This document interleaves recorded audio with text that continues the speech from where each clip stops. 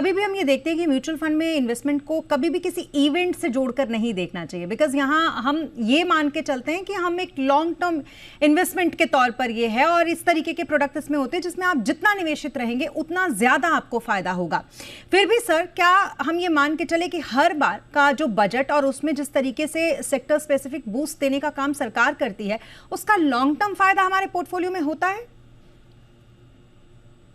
बिल्कुल। आप ये सिर्फ एक इवेंट के तौर पे और अगले हफ्ते क्या होता है उसके हिसाब से इसको विश्लेषण नहीं करना चाहिए।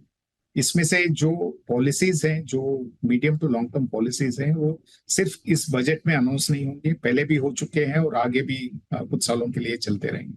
तो जो फोकस्ड एरियाज हैं, अगर आपको उसके ऊपर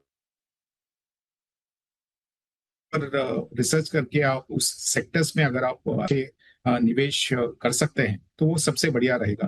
और हमने ये पहले भी देखा हुआ है, जैसे इंफ्रास्ट्रक्चर में एक बार फोकस आया तो उस सेक्टर के, उस थीम के काफी सारे स्टॉक्स बहुत अच्छे परफॉर्मेंस दिए हैं।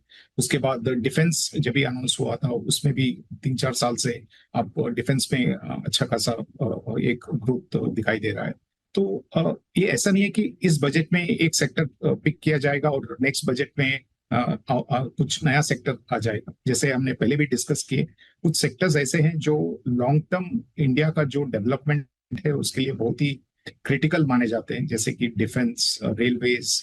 अभी भी इंफ्रास्ट्रक्चर सेक्टर में इन्वेस्टमेंट जो है बहुत ही इनएडिक्वेट है और वहाँ पे और काफी कुछ होने का उम्मीद है।